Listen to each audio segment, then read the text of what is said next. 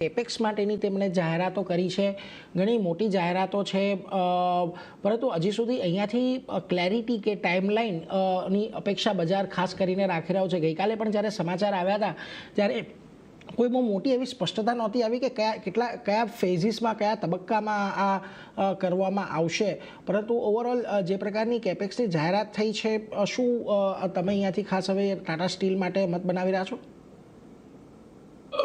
નીરજ, જ્યારે કોઈ બી ક્ષેત્રની કંપની ક્યાં તો કંપનીનું નવું અધિગ્રહણ કરે અથવા તો પોતાની જે ઉત્પાદન ક્ષમતા છે એમાં વિસ્તાર યોજનાની વાત કરે, તો એક પરિસ્થિતિ તો સ્પષ્ટ રૂપે આપણી સમક્ષ આવે છે કે એ કંપનીના જે પ્રોડક્ટ્સ છે એમની માંગ ભવિષ્યમાં ઉપર જશે. અને વિસ્તાર યોજનાઓમાં રકમ મોટી મોટી લાગે, નીરજ, પોતાની ક્ષમતા વધારવા માટે ઘોષણા થઈ છે.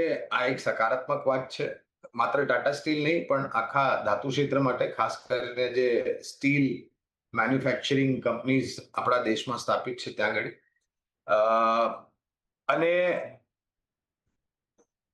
આ ઉત્પાદન ક્ષમતાને જમીની સ્તર પર ચાલુ કરવા માટે બી ઘણો સમય લાગે છે.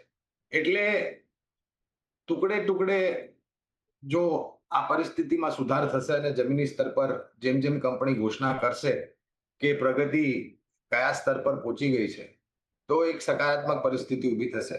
અનિવાર્ય છે એક ડિસ્ક્લોઝર આપી દઉં કે ટાટા સ્ટીલ પર પાયાના મતે લાંબા ગાળા માટે રોકાણની ભલામણ છે. એક્સપોર્ટ માર્કેટમાં સુધાર થશે, પણ એક્સપોર્ટ માર્કેટ કરતા, નીરજ, સ્થાનિય માર્કેટમાં જે રીતના માંગ વધી રહી છે એને લઈને અમને વધારે પડતો અમારો જો વિશ્વાસ છે મજબૂત થઈ રહ્યો છે. એટલે જુઓ, ખાસ કરીને